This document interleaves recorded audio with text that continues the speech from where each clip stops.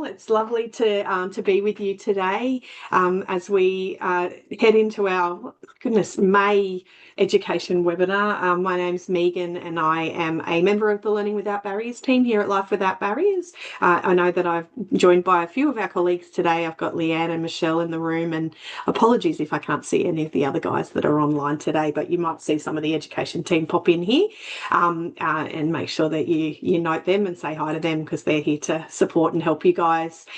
Before we begin though, I would like to acknowledge that we are all joining from traditional lands that have been cared for millennia. I'm on the lands of the Yagara and the Turrbal people, so Gurrumbigi to you all today, which means good day in Yagara language. I'm in Meanjin in Brisbane. I pay my respects to elders past, present and emerging, and to note the cultural authority of any Aboriginal and Torres Strait Islander people in the room today. And I will always say, always was and always will be Aboriginal land. So thank you. I'm really excited to have a guest speaker with us today. I've got Deb Munro in the room with us, who is going to lead us today. A little bit about Deb before I hand over to her.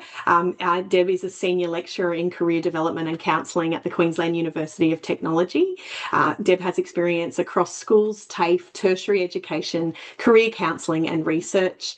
And she's passionate about supporting carers, practitioners and educators to feel confident and empowered when helping young people navigate their future pathways.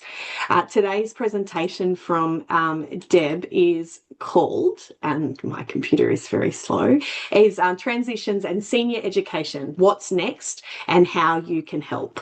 Join me and in welcoming Deb. Thanks for being here today, Deb. Thank you so much. It's a real privilege to be here with you. And I thank you for that introduction, which makes me sound very formal. And I would say to that, I was a first in family. I was a farm kid who came from a very small country area with parents who themselves hated school with a passion and were a bit bewildered at this kid who liked reading. And I'm bewildered myself to find myself in this position today. But what Megan said before about me feeling passionately about wanting to work with young people is very true. I taught for a lot of years at a TAFE college where I had a year 10 group, and that year 10 group was made up of kids who had been kicked out of other schools, and some of the kids had been kicked out of every other state school in the town where I live, and they were all together in the one room, which was a lot of fun. And I very much did have a big heart for them. I have a sister who is a foster carer, and I just think there's no one I have more admiration for on the planet than I do of her. So I think that's the lens that I try to bring to what I'm about to talk to you about. I hope that it will be helpful, but I will leave time at the end in case I've kind of missed something that you'd like to ask me about. Please feel very free to, if there's something you would like that I can maybe speak to that I haven't covered, please don't hesitate to ask questions. So I'll share my screen. And I'm going to ask you all to participate in a Menti with me first. So if you have your phones there, I will, there we go. Is everybody able to see that? Okay, wonderful. So if you can grab your phones out and either use the QR code or perhaps head to that, if you go to menti.com, you can actually go to that, type in that ID and it'll bring up the Menti. And there's a question there, just when you think about supporting a young person's transition out of school, what feeling comes up for you?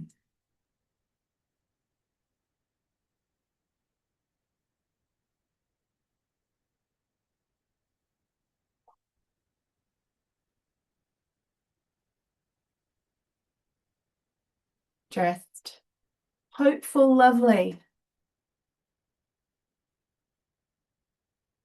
Some excitement there. Wonderful. Absolutely. Big changes. Yep, feeling a bit scared about it, worried about it. Absolutely. So these are all really valid responses to this particular period of time. And having gone through it myself, helping a young person transition out of school 3 times myself, it's something that I relate very much to. So thank you so much for sharing that with me. I might do a screenshot of that later. You're still able to contribute to that if you want. I'll leave it open and running. and I can take a screenshot and I'll share that with Megan afterwards. But yeah, lots of words there around feeling nervous, some excitement and optimism and hopefulness there, which is so wonderful to see, but it is an overwhelming thing. It is something that we can feel a bit stressed about, nervous about, unsure about. And those are the things that I hope that I can be a bit helpful to you for today, because supporting a young person through transition, it is complex work, it is. And what I find in the tertiary space, and I have done career counselling appointments now with literally over 1,000 students, and what I have found is that a lot of young people are actually arriving at these key decision points without adequate preparation. So there is pressure on the adults around them to try to get it right and have answers for them. And these conversations can feel risky and really quite vulnerable, and not just for our young people. I think for our young people, often saying out loud what they hope for, what they actually want, opens them up to criticism, opens them up to being told it's unrealistic, or you'll never make it as that, or that's not practical. So a lot of young people actually don't say it. And I've actually had teachers who've come through my courses say, this has changed how I will approach career conversations with students. I had one teacher say to me, I had a whole different conversation with a year 5 student because of this. She said, this year 5 student said to me, this is what I want to do. She said, before I did this course, I would have said, oh, that's really hard. That's a really hard thing to get in. And she said, and instead I didn't. I just listened. I listened and I asked questions about, why are you interested in that? And she said that conversation actually shifted her relationship with that student in her class, because she had just listened and hadn't actually told the student that it was unrealistic, or that's too hard. But a lot of kids do hear this, so they don't talk about it, or they deflect, they shrug and they say, I don't know what I want to do. And for many of them, it's not actually that they don't care about it. It's because being disappointed is actually worse than not trying. And for us as adults around them, there's a different vulnerability for us, isn't there? Because what if we say the wrong thing? What if we push them in a direction that actually doesn't suit them? Or what if they ask me something that I can't answer? And here's what I'd say to this. The fact that you have come along today and that you're asking these questions means that you're already doing better than you probably think you are. You don't have to have the right answers. You just have to create the conditions where these young people feel safe enough to have these conversations. And this is a really big, important report that came out in May, I think, of 2024, the Australian Universities Accord. And it actually had more to say about careers than I expected it to. But it talked about the fact that when making decisions, students are more likely to rely on hot knowledge or informal advice from family, friends, and teachers than that information that's out there from governments and institutions. So it's us, it's parents, it's peers, it's us as communities who play such an important role in shaping aspirations. So what you do matters. You are so important in this story. And so before we look at the world that these young people are stepping into, and there's actually more good news there than you might actually expect, I want to start with them, with what they're experiencing right now on the inside, because here's what practitioners and teachers are telling me consistently, that young people are actually arriving at these transition points feeling a bit disengaged, or a lot disengaged, or feeling uncertain and quite pessimistic about their futures.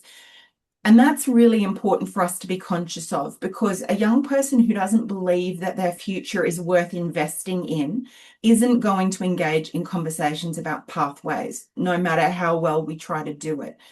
So their interests and their values and what lights them up, these need to matter to the adults that are around them before a young person will let themselves believe that these things matter at all. Think again about that story about the year 5 student. That teacher could have crushed that. Instead, she didn't. She listened and she showed interest in what the student was interested in and what that student's dreams for the future were. So these things are really important. But let's just have a quick look at some of the things that they're up against at the moment, because some of what's feeding that pessimism is actually coming from out there, from the noise that's out there around them. These are the kinds of things that our young people are seeing all the time, and they are seeing them. They're seeing headlines and social media saying AI is going to take all the jobs. All these jobs are going to be lost. And they're absorbing this more than we realize, these things that are saying, is your job still going to exist? So there's this real culture of pessimism that's reaching our young people. A teacher in one of my units shared that she had a student who had wanted to study journalism and said her mum actually said, isn't journalism dead? Isn't AI going to take over that? And she said, as an English teacher, I was horrified because ethical journalism is incredibly important, arguably more now than ever. But there's a lot of fear in households about the labour market. And another student of mine just shared just a couple of weeks ago that she had a conversation with her year 4 class, that the year 4 class is worried about AI taking all of their jobs. So we're talking 9 and 10-year-olds who are getting this messaging. That fear is very, very real. And I've just done an assignment with my class. I have over 100 of them in my class at the moment. And part of it is they had to come and have a 15-minute conversation with me as part of their assessment. And what emerged is that consistent picture that young people are arriving at these transition points, often feeling disengaged and lacking motivation and feeling pessimistic. So again, if they don't believe their future's worth investing in, our pathway conversations won't land. So we have to show them that their interests and values and hopes matter. And particularly if you're in rural or remote areas, as I was, with very limited networks, the world of possible futures can feel very, very small. And you might be one of the few people who can really help them with that. So part of this is not actually a careers program, it's a hope problem. And we need to know how to address that. So what can we do? Part of it is knowing what the research actually shows. And what the research tells us, and this is from the World Economic Forum, it's just come out recently, and the World Economic Forum has said that there are 170 million new jobs that are expected to be created, 92 million jobs expected to be displaced. So that's actually an increase of 78 million jobs by 2030 that they're expecting. But saying it's likely to be okay, we're probably going to be fine, that's not really a sexy headline, is it? Compared to robots are going to steal your jobs, disaster, it's all so terrible. So what our kids are constantly being bombarded with actually flies in the face of what the research is telling us, that there will be disruptions, but actually what we're expecting is that more jobs ultimately are going to be created. That world of work is definitely changing, but it's not ending. And our job is to help our young people navigate this change and not to be fearful of it. And I think that one of the things that we can do is remind them that humans, we've shown ourselves to be remarkably resilient. We've made it through major industrial revolutions before. And these are a set of slides that were put together by a group, Siemens. I've got them in the references. You can look these up if you like. But I love sharing these because I think it's just a real reminder that at each of these points in history, the first, second, third industrial revolutions, things changed. There were protests during the first industrial revolution, people waving signs and marching about these machines that were coming in. Stop the machines, they're going to take jobs. And yes, jobs were disrupted, but ultimately the net effect was more jobs. And that's what they're actually expecting again now. So I think even just seeing things like this and reminding students that this is actually nothing really new. It looks slightly different, but it's not new, and that we've been through these big upheavals and changes historically. And as I said, as humans, we've shown ourselves to be pretty resilient. We've figured it out.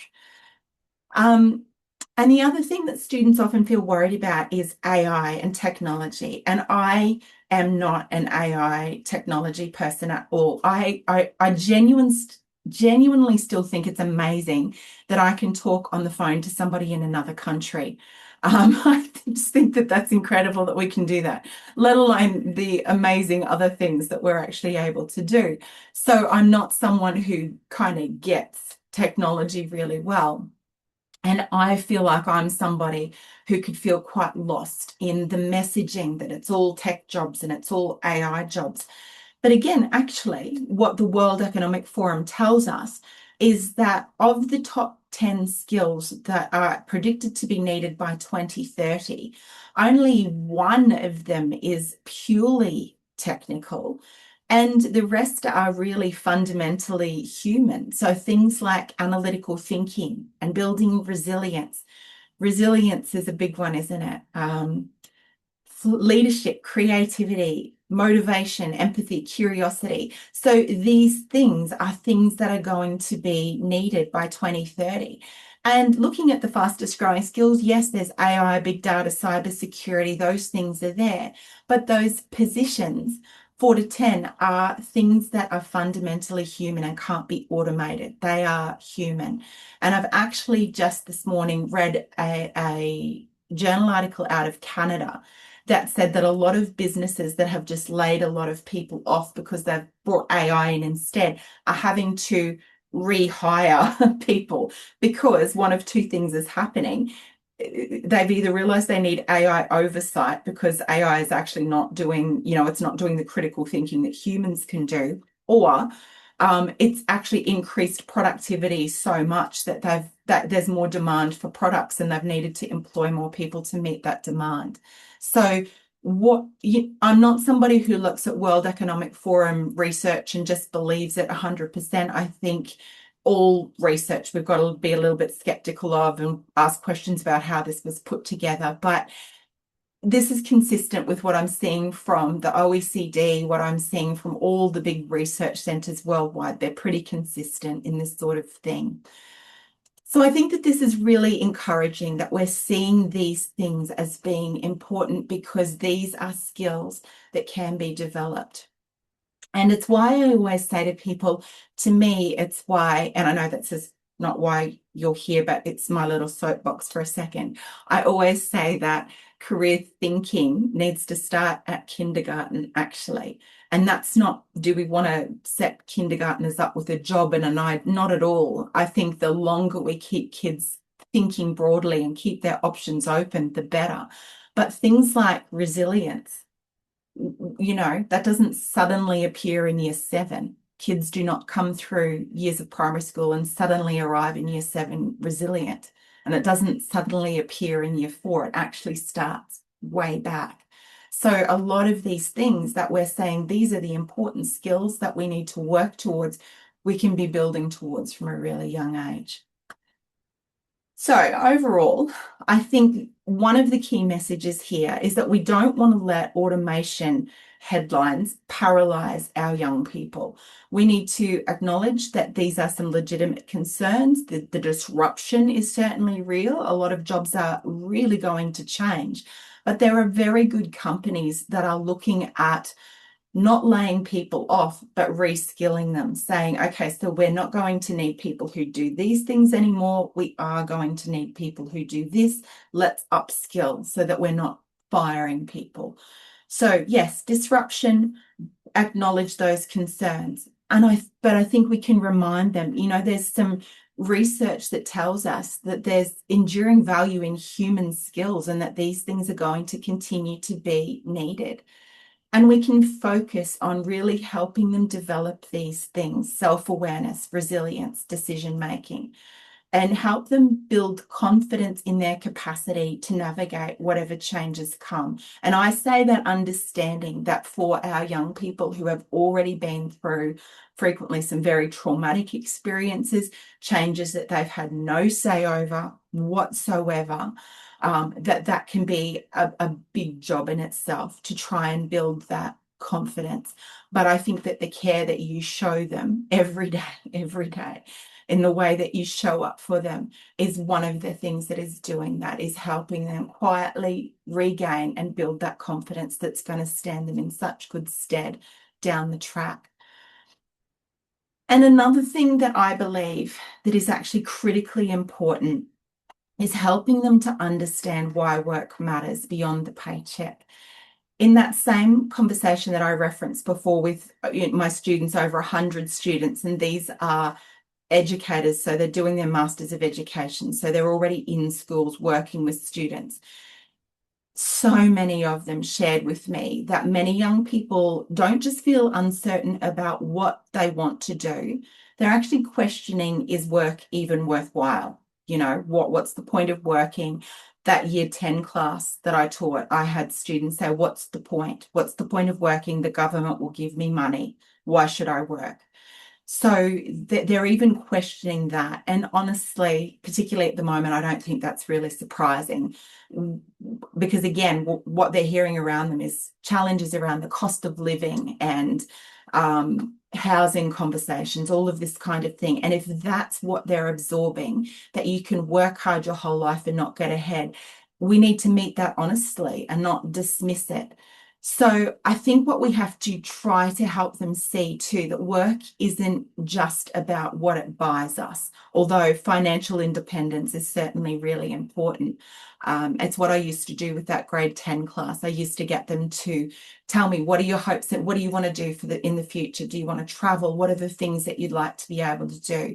And actually have those conversations about, how do we get there? How do we actually afford to do those kinds of things? And the answer that they came to generally was, well, it's probably a job. So, you know, helping them see that those things are worth working for is important.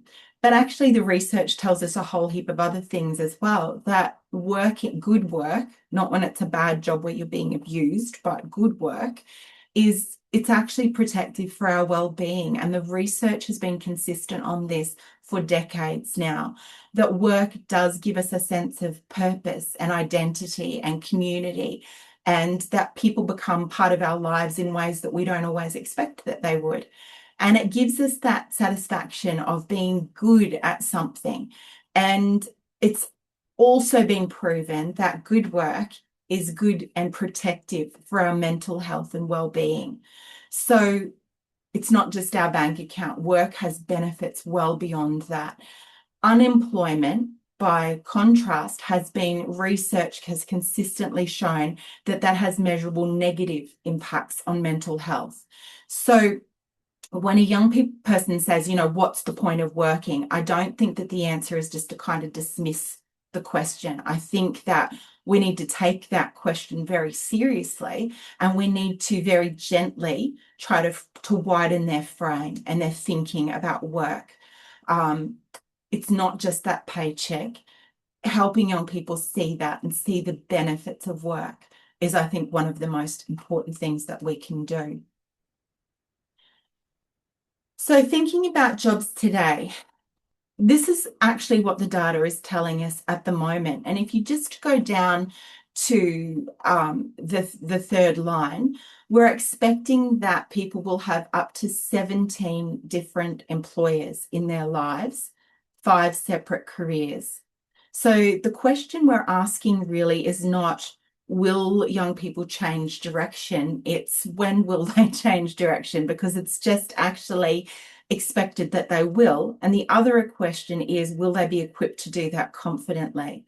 So it's one of those things that we do as adults, and I have been so guilty of it, where we meet young people who are year 10, 11, 12. What are you going to do after school? What is the thing that you were going to do after school? And that puts enormous pressure on them. And I've seen that in my own family. I had my eldest daughter, I think, knew what she wanted to do from the day she was born. But my next daughter, I remember conversations with her where she would come home from school sobbing and saying, everybody else knows what they want to do. Everybody knows. I don't know what I want to do. Everybody's saying to me all the time, what are you going to do after school? And all I could say to her is, yeah, but your dad and I aren't saying that.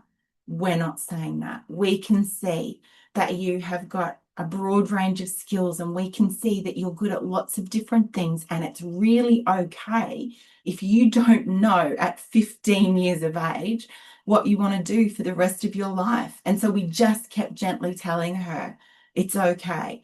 And she came to the end of school and said, can I do a gap year? And I said, do 5 gap years. You know, why would you jump into something when you're not really sure what it is? So she worked, she had, and I've done the same thing with our youngest son, who is also not really sure what he wanted to do. And I said to him, well, you're not going to be sitting on the couch. And he's working at Woolworths at the moment, and he's done a free TAFE certificate. So we've just kept telling them the message, it's okay. But that's actually not the message that they tend to hear. And we need to start asking a different question of our young people. We've got to stop saying, what are you going to do? And say, what do you think you might like to start with? Acknowledging what the research tells us, that you're likely to change jobs multiple different times. And that takes that huge pressure of, I've got to find the thing, the one thing that I'm going to do. Is it next Friday? I'm doing the Brisbane Careers Expo, and I've done the Careers Expos many years. And I have had lots of parents drag their children to see me and say, he doesn't know what he wants to do yet. And every time I smile and say, isn't that wonderful? That's so good. That means all the options are open. And parents don't tend to like that very much, because they want me to have an answer. This is the thing. This is the thing that you should do. And careers people, I think that what we do is very important, but we're just actually not that powerful that we can look at somebody and say, this is the thing. And I think for young people who aren't sure, that's okay. There are things that we can do to help move them towards that. And I'm going to talk about some of those things. But I just want to encourage you. This was a past student of mine from 2 years ago, whose parents said to her, you won't get a job, you can't stick to one. She left home at 17. She said she juggled 3 to 4 jobs simultaneously to fund travel and study. She did day shifts on farms and night shifts on pubs, and she taught English in London. She said she lived in a tent for term 1 of her first teaching job. She has had 43 different jobs across her career, and she said she's still counting. And she said, it's been a wild ride, but I'd do it again in a heartbeat. You have to have had a bad job to know what a good one is. Always back yourself.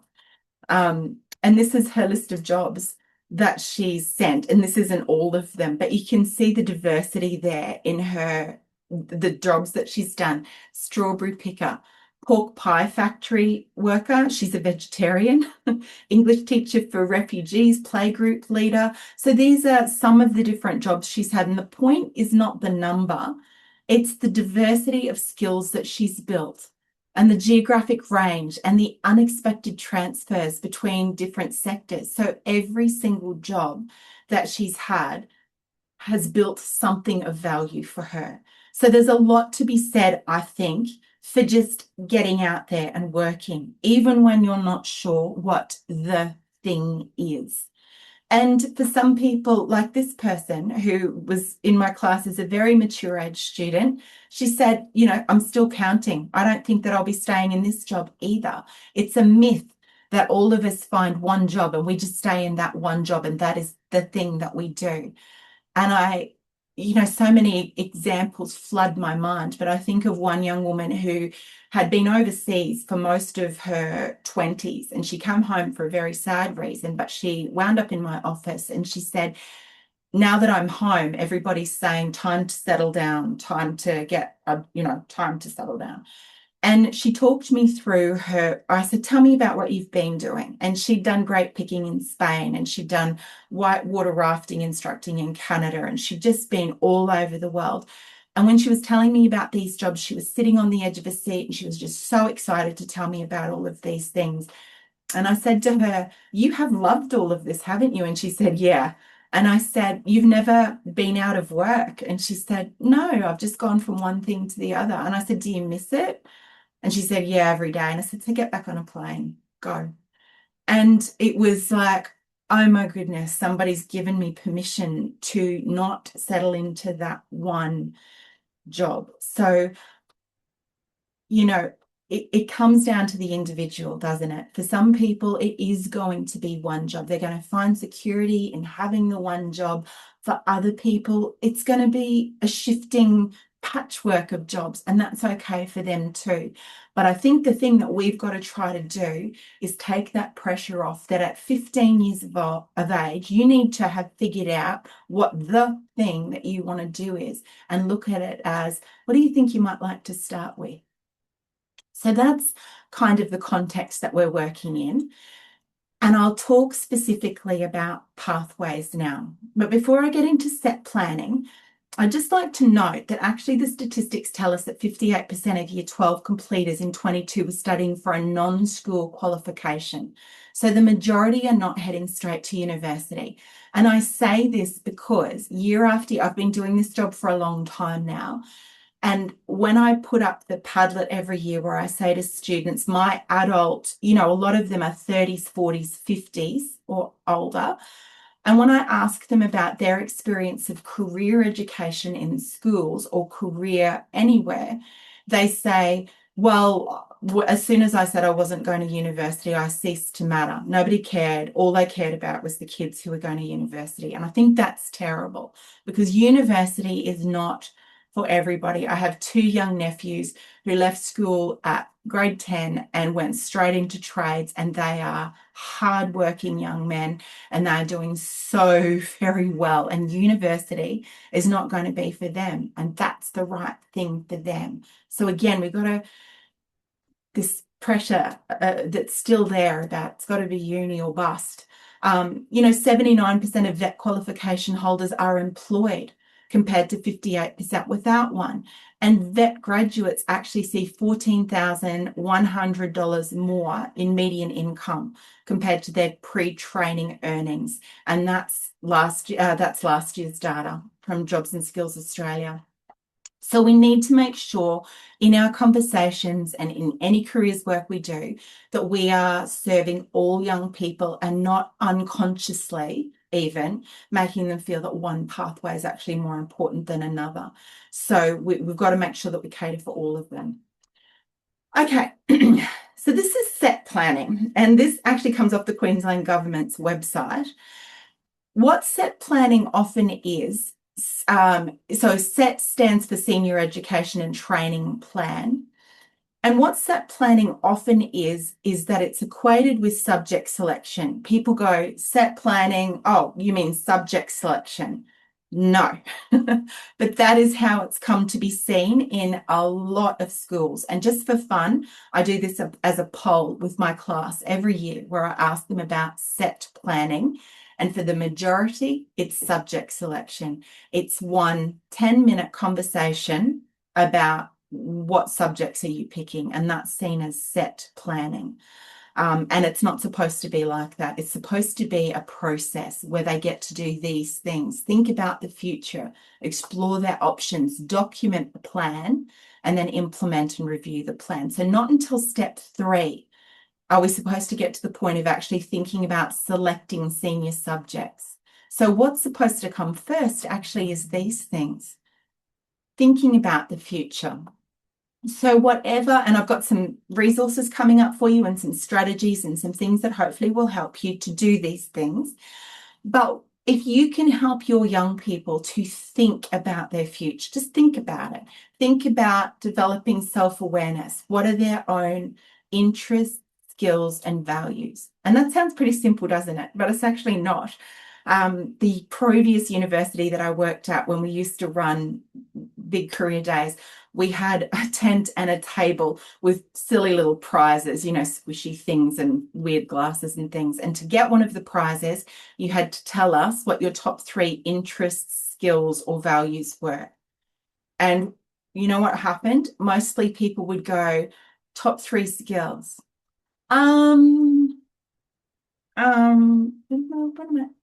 Values, even worse. So as adults, we find it hard to articulate what actually are our interests, skills, and values. But actually, if we're going to look at our young people and help them find something that is going to be rewarding for them, we've got to help them think about their own interests and their own skills and their own values. And I think that's where carers and people who work in this space can have the most influence. It's creating space for young people to say, actually, who am I? And what are the things that matter to me? And it's not about having an answer. It's not for you to answer. It's about you asking good questions and helping them to think. So, as I said, I've got some resources coming up that you can use that can help you and help your young people think about those things. What actually are my interests and what actually are my skills? What are the things that are important to me? So they need those opportunities to just think about what might be possible. What problems might I like to solve in the future? What might I like to be able to do in my future? Taking jobs out of it. What are the things I would like to do? Might I like to travel? Might I like to move to another state? What are those things? They need opportunities to think those things through. And the second thing is exploring the options. So exploring potential careers and education pathways and senior subjects. So they need opportunities to do that. Again, more resources coming about that. So developing knowledge of occupations and how to pursue them is actually not a completely straightforward thing. We tend to know about just a few jobs. I did an activity with my class the other night, my mature age class, with a resource I'm going to share with you. And I said to them, just go through this and highlight, just go to one page and highlight the jobs that you would struggle to explain that to somebody. And I did it too. And then I went through with them and said, I could have a rough go at telling you what this job is, but I don't actually really know. I think I've got that on a slide. I'll share it with you coming up. So they need to be able to explore there are so many different jobs out there. It's just massive. There are far more things than we know. How do we begin to explore those? I'm going to share that with you. But if they do want to go to TAFE or if they do want to go to university, we also need to help them understand prerequisites and what are the entry requirements? What do you need to do to be able to do that? And I think most critically, we need to help them see the connection between who they are and what matters to them and what's possible for them to do in the future. I had a young lady who'd studied accounting at uni come to see me, and she said, I'm nearly at the end, I'm looking for a job now. And I said, well, where do you want to work? And she said, what do you mean? I said, where would you like to work?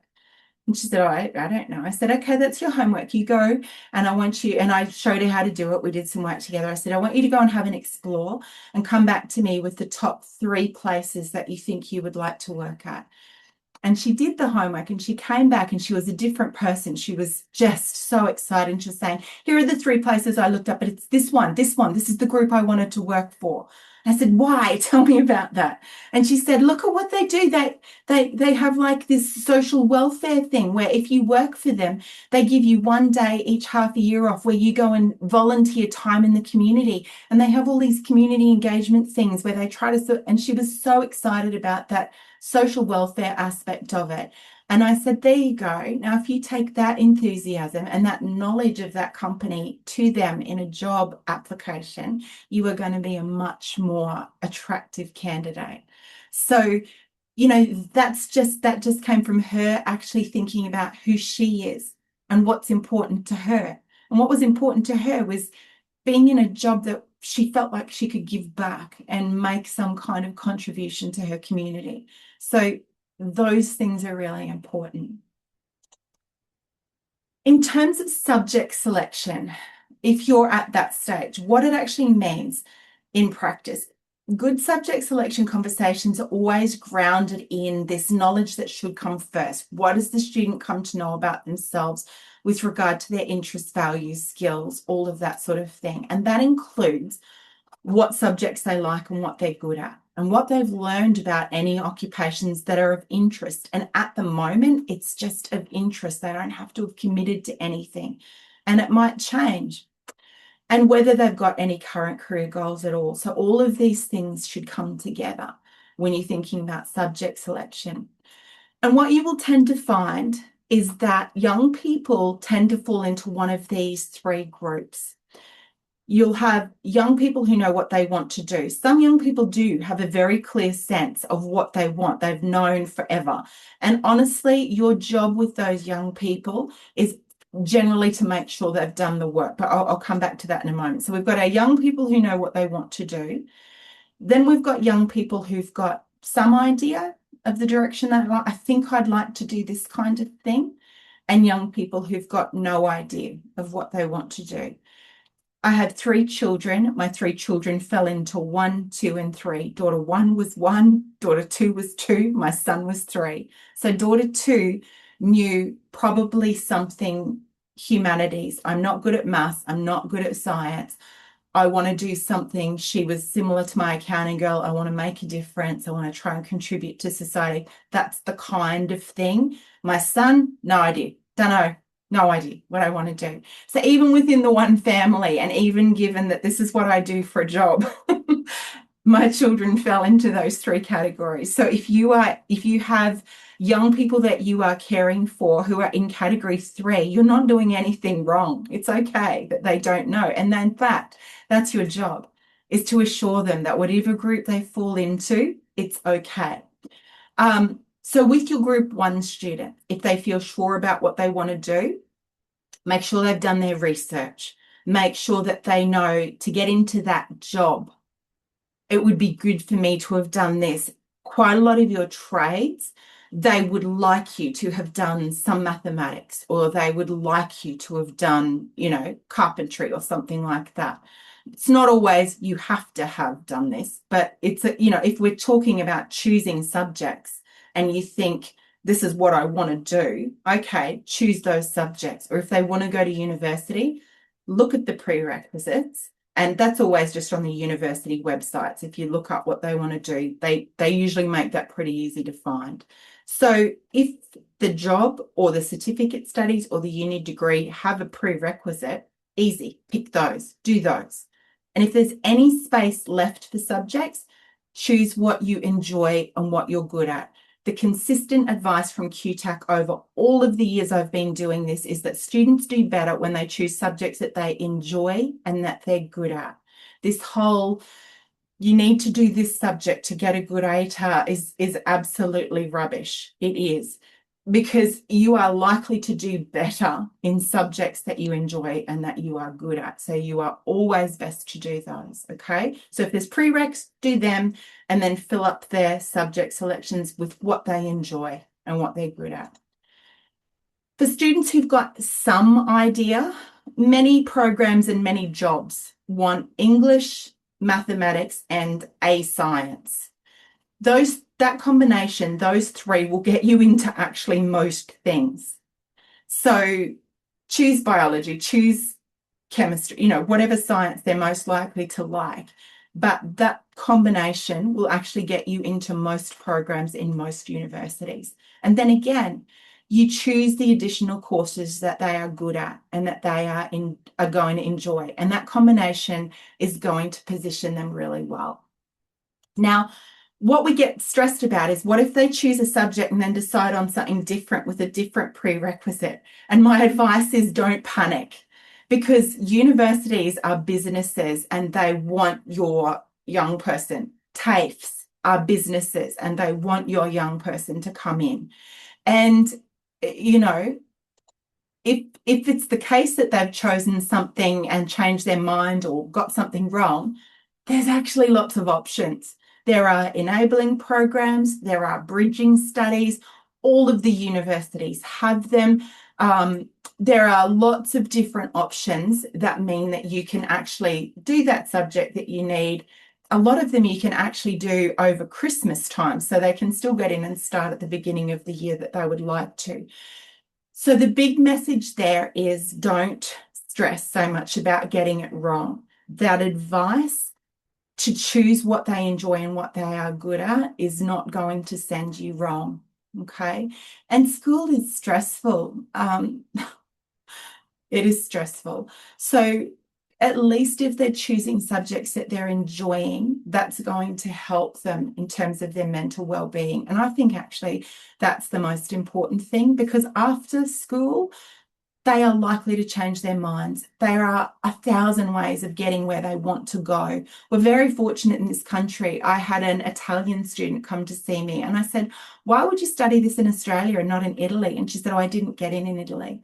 And I said, well, couldn't you try again? She said, no, if you don't get in straight after grade 12, that's it. You will never be able to get into an Italian university. My only option was to go overseas. So we're really fortunate in this country that there's always a way to get in. How many people do I see who are mature age students?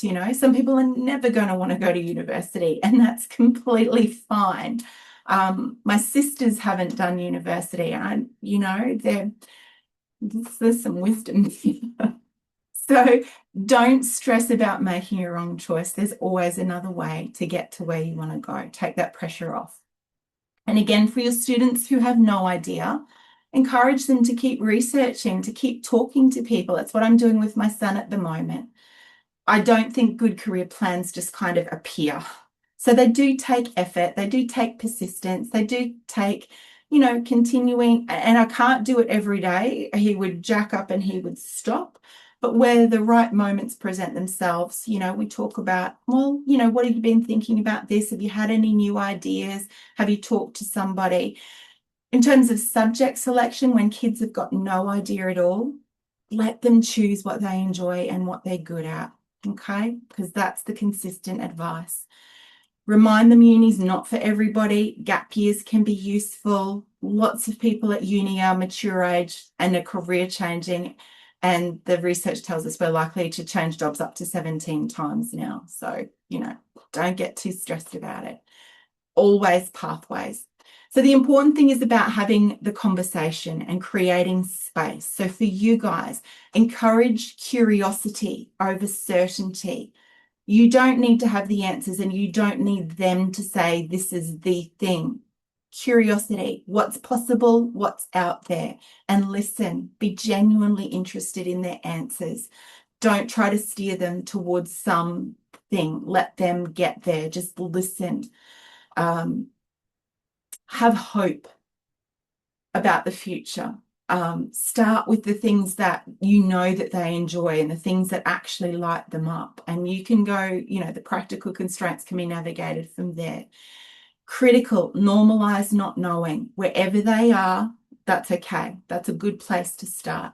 And one conversation is actually not a plan, it's an opening. These conversations work best when they happen early and often. And I've just, found these are conversation starters. Like I said, I've had these conversations so very many times now. These are just some good questions that you could ask. What would you do if you knew you couldn't fail?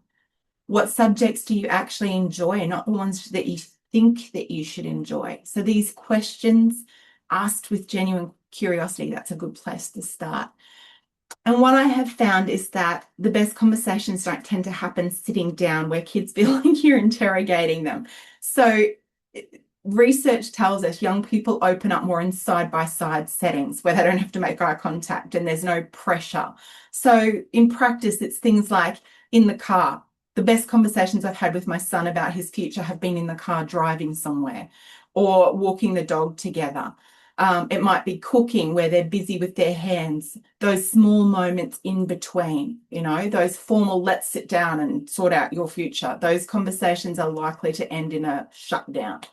So those low stake questions in those ordinary moments, they're worth 10 structured conversations. So the practical constraints are really real. Thinking about accommodation, local availability, family expectations, those things are real. And we know that some people get pushed towards certain areas, defence, mining, trades, not necessarily because they've chosen it, but because that's what seems to be available or because it came with housing.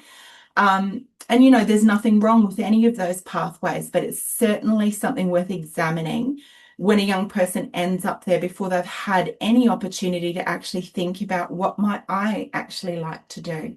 So try to start with the young person and not the constraint, and ask what they want. Help them understand that wanting something different is fine. You're not responsible for solving constraints, but you can make sure that that constraint's not the biggest voice in the room or even the only voice in the room. You can be the advocate for their aspirations. And I am such a big fan of plan A, plan B, plan C. Like I say to people all the time, what's plan A? Okay, that's where we want to get. What if it doesn't happen straight away? How do we keep the lights on? How do we keep food on the table? What do we do? What are some of the things that we can do while we continue to work towards that, recognizing that it might be 3 or 4 jobs down the track? So that has been fast and furious, and I want to leave time for some questions. But what I do have here at the end, and I'll give this to Megan and she can share these slides with you, is a range of resources that you can work through. So My Future Jobs and Skills Atlas, and I've got the links to all of these here. My Future has got great ways of exploring jobs and anticipated incomes and things like this. See down the bottom, there's a dedicated page for parents and carers where they can talk you. There's a lot of great information there, resources for you. One of the things I like the best is actually the career bullseyes, where and I use this all the time, where I say to young people, pick the subject that you liked the most at school. So let's say they go with construction. And I like them as the bullseyes, but I couldn't fit them neatly on the slide, so I've popped it up as just a list. But you can see that just choosing construction, it's got all these different jobs. If you've done a construction subject at school, here are some jobs that relate to that you might be interested in. And then each of these, as you can see, is hyperlinked and it gives you more detail. I showed my class the other night, this one, the crane, hoist and lift operators, the weekly pay of $3,000. And I had some of the people in my class say, see you, miss, we're off to do our Cert 2 in crane operator. That obviously includes the people who are up on the mega high buildings in cranes, which I don't know how they can do that job. I've also put in, things like the Jobs and Skills Atlas. It's a bit of a messy site, like it's not always so easy to navigate around, but it's worth spending some time having a play in. This atlas that if you scroll down, you get to the Jobs and Skills Atlas, where you can actually click on labour market in your area, and you can go to like something like this. You can explore your region, and I've just popped up the Darling Downs as an example that shows you what are the top employing jobs in the Darling Downs region: agriculture, healthcare, retail, construction, accommodation, education. IT is a feature of each of these, but it's not like IT is screaming out as the biggest employer. So things like this can be really helpful to have a look at and actually help them see the range of employers that are actually in your region. And I love this, the occupation shortage list, helping, even just getting young people to scroll through it and go, see if you can find 5 jobs that are at least interesting, that are in shortage in your state. So, things like air conditioning and refrigeration mechanic in shortage across all of the areas. But how many kids ever think about that as an option? Or aircraft maintenance? There are more jobs that have shortages than we realize actually exist. Things like online job boards, getting them to actually think through, looking at what would be required if I do that job.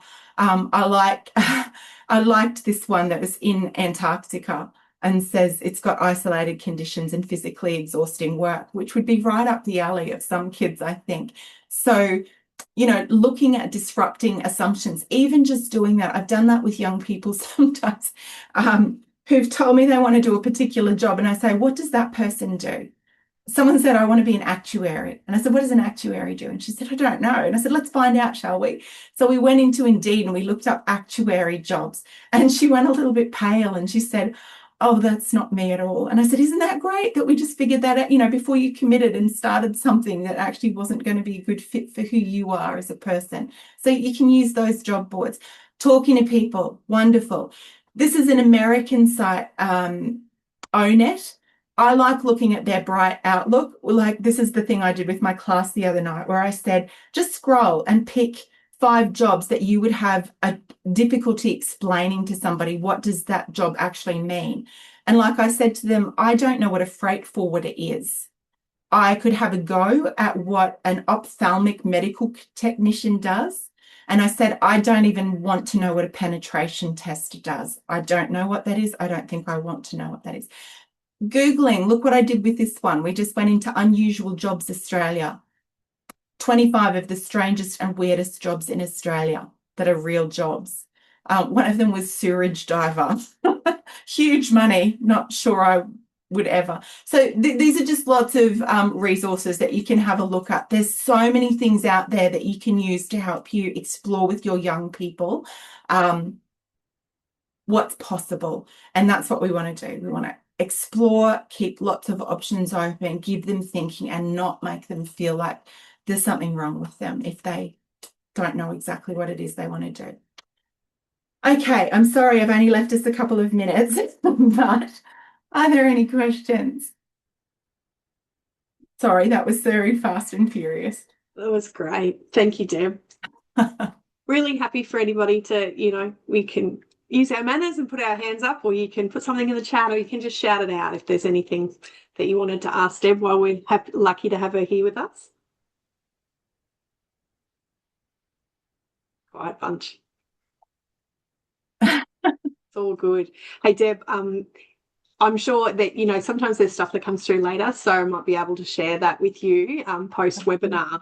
But super important, and I even know just, work hat on, but then parent hat on very, very much so. I have a grade 9 student who is looking down the barrel at set planning. So I was, really, the comment there is exactly that. Yeah, the teen going through this at the minute. So we've been having these conversations for a while, and he's been resistant against it. And I'm like, we're just talking about it. That's what we're doing. Yeah. About thinking about what's next, what are you going to do in grade 10 and all those things. So it was really super duper helpful, and some really great resources there. Some I was aware of, others I wasn't. So they'll be really lovely to share with the And I could have just kept going with the resources. There's so much out there, but with the ones that I've got there, if anyone has questions about them or how I would use them or anything like that, please don't hesitate to flick that through. I'm happy to try to be helpful with that. Yeah, super duper helpful. I know that you'll all join me in thanking Deb for her time today. It was wonderful to have you, and we'd love to share your the resources and the slides with these guys. So absolutely. Thanks so much. Thank you so much for having me. Thank you, everybody. Great. Have a great day, everyone. Lovely to see you as always. And hopefully we'll see you next month, where we talk about young people and the use of technology in June. Thanks, everyone. Have a great day. Thank you. Bye.